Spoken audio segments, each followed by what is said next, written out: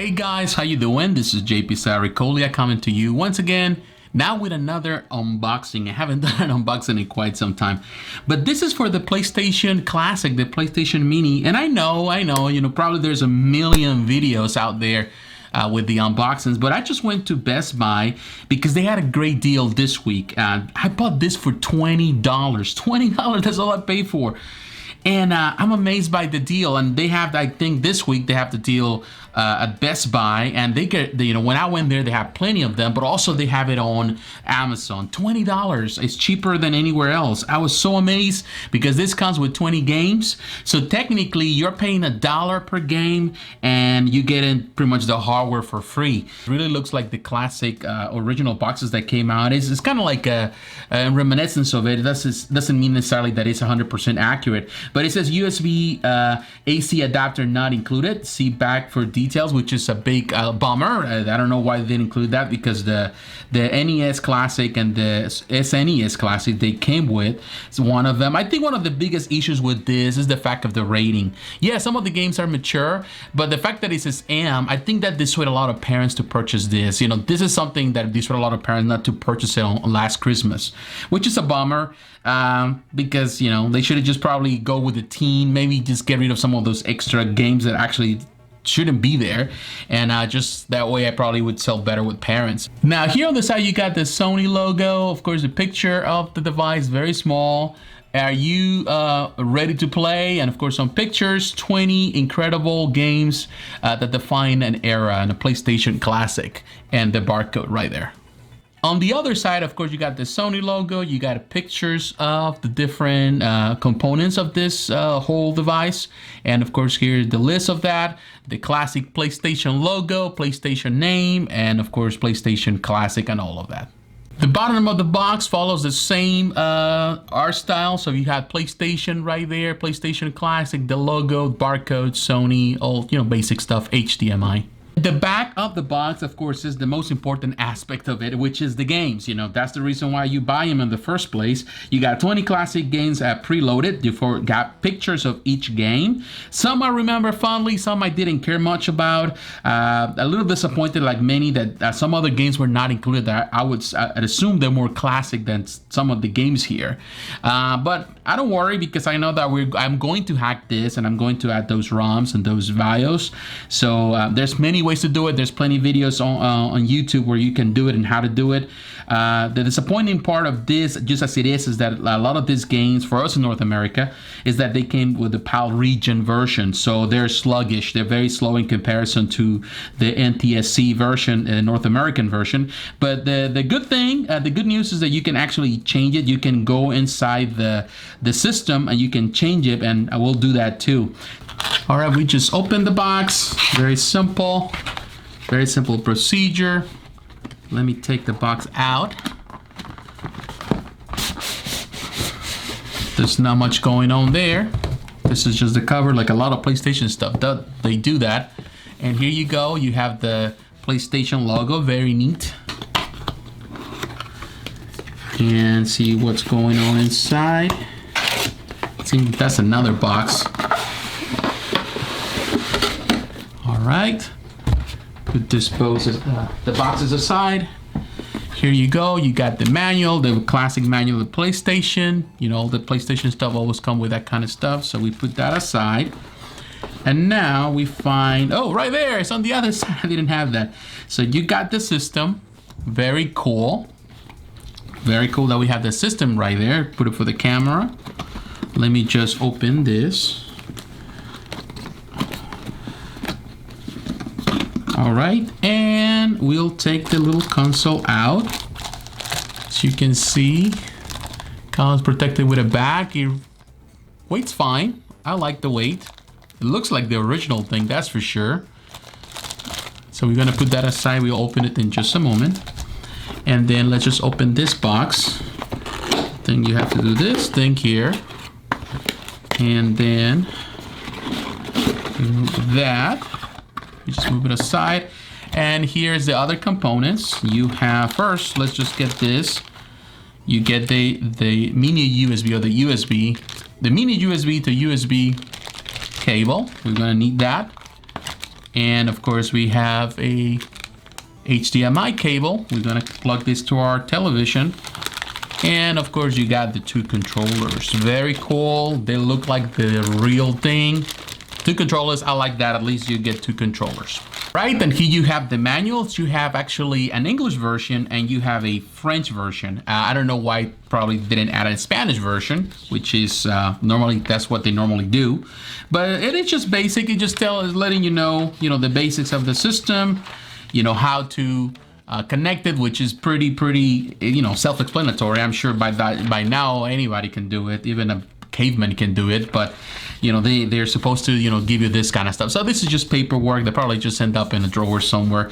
We don't care much about that, but this is what we care about. And I'm telling you, man, it looks very neat. It looks like the original, just the colors, the gray color. It looks very reminiscent, as you can see right there. I love the logo, the Sony logo and the PlayStation logo. Very cool. Now you have the buttons here, they work. You can feel the click, even the reset button right there. This doesn't open up, it's just for design. But even looking at this, when you look at the ports, they look very neat. Number 1, number 2, you connect them right there. I like the attention to detail on that aspect. And of course you can see on the side, you see the vents, which were part of the original design. And as you can see right there, there's Sony, the little thing, the rubber things, all is pretty cool.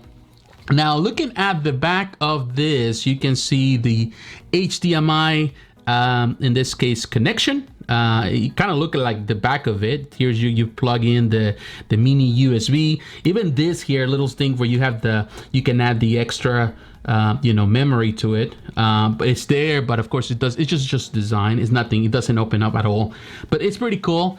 And now this is just for that, but look at the controllers. The controllers, they really look like the real thing. I remember playing a lot of this. I was already older. I was probably around 18 when this came out. And I used to go to a friend's house. He owned one of these. We play, everything, Crash Bandicoot. We play a lot of kind of things together. Definitely had great memories playing a lot of these games. It looks like that. It's Sony. Of course, no DualShock or anything, but it just is great, and I really like the design. And even this, it really looks like the original thing. Let's just plug it in and test it out and see how it performs.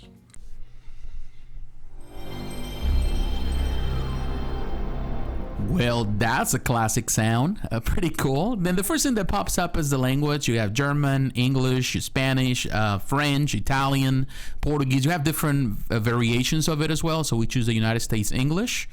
And when we press OK, then it goes into the console button guide, tells you what to do with the reset button, the power button, and the open button actually changes the virtual disk during gameplay. Then you get this warning.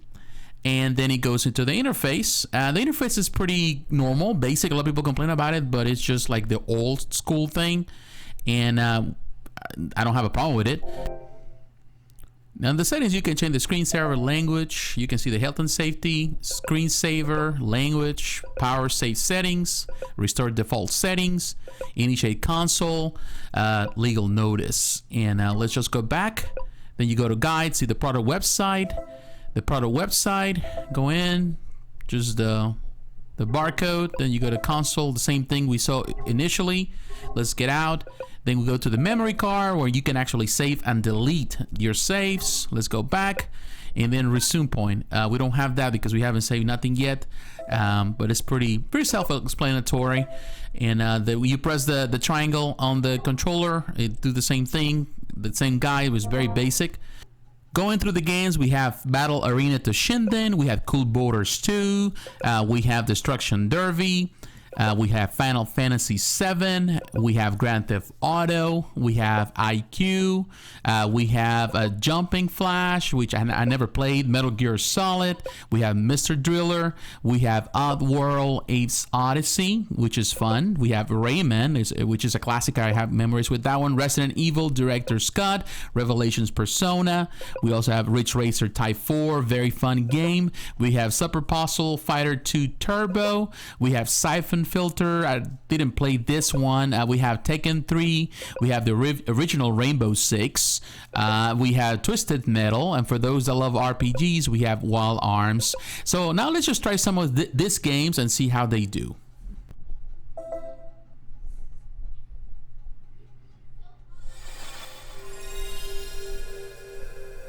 Well, that's a classic sound. The only bad thing here is, of course, as you can see, this is the PAL version. So the game is a bit sluggish. I didn't know much about this game back in the day. I heard about it, but I never really played it until years later. I wouldn't say I'm a big fan of it. There is some, popularity because, of course, it's one of those games that never really made it to the West. Or it was not as popular in the West. It is okay, playing here. It is a bit sluggish, slow, particularly being the PAL region kind, and it's very sluggish. Definitely looking forward to really up that the speed on this, but it is okay. It is fun that it was added. I just, in my mind, it kind of boggles me a bit that they added this when there's other games that they could simply add it to this. I think they concentrated primarily on the 3D versions of games rather than a lot of it, because there were a lot of great 2D fighters. I don't know why they couldn't add some Capcom stuff, Street Fighter, or even you have Darkstalker stuff. There were plenty games and that lineup, a lot of fighters that they could have added, even Guilty Gear. It just they didn't win for that. But definitely it's cool. Again, it's just a one thing that is added to this, and I will definitely add more fighting games to this roster. Well, I can tell you about Cool Borders, and didn't really play it, I would say. I think I played the first one, not the second one. It's cool. I think they needed to add some sports games, and definitely I think this was the ticket. It just, again, this is the PAL region kind, and it's also sluggish, and definitely doesn't look as great. Many of these games are in 3D, so definitely I think now after so many years, they haven't aged so well. It is kind of cool. I just feel that there were other games that they could have added to this list, and other sports games that were much interesting or more iconic to this roster, some other type of games. I don't know, but this is cool. I'm not denying it. I think, it adds value to it, and definitely for $1, what can I say? It's a great deal. Mr. Driller is pretty fun, and definitely I'm glad that they added this one. I was not really expecting this one to be added, but I think it's one of the best in this collection, and it has aged well. Still, I love all these puzzle games. I'm not, I would say, the best at this one particularly, but it is fun, and I like the colors, and the music is fine. It is great. I think it's very entertaining. So I don't know. This I think this is the best part in this system, in this classic system, is that actually the puzzle games are actually the best of all the lineup they have. I think they are great, and not only this one, but also Super Turbo. That one also is pretty good. Another cool game in this lineup, we have Rayman. I really like Rayman. I had a lot of great memories playing that game. Definitely they did a fantastic job with this one. It also has the North American version, so it is running pretty decently. It doesn't lag as much. There's a little bit of lag, if you notice, a little bit of it. It has to do perhaps maybe with the TV rather than the system, but it looks cool. I think the colors look great. It has that platform thing. It's very charming. I love the Rayman series. I love the newer Rayman games, but definitely if you want to go back to the original Rayman, I think this is the one. This is the ticket, and definitely it's a very fun one. If there is a genre that I love in gaming, perhaps more than other genres, or perhaps more than many other, it's racing. I love racers, and that goes all the way back to the arcades. I used to love the arcades, and racing was a big part of it. And one of them that I really like from the PlayStation era that I remember a lot is Ridge Racer Type 4. I really played that game a lot. Although I did play Gran Turismo a lot more than Ridge Racer, which it kind of is baffling that they didn't add Gran Turismo to the lineup. But Ridge Racer is definitely up there as well. But definitely it's just interesting that they didn't add Gran Turismo, which in my opinion would have been a lot easier because this is definitely a staple of the in this case Sony. But in any case, Ridge Racer feels good and actually runs pretty well.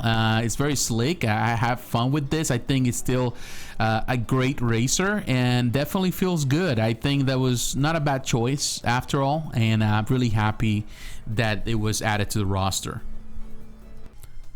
Super Puzzle Fighter 2 Turbo is definitely another game that I have great memories. It's one of my favorite games on the PlayStation. I play it a lot, and I still play it on the PS3, the newer version, and even on the Xbox 360, but I still have even the PlayStation version. But I'm happy that they added this to this list.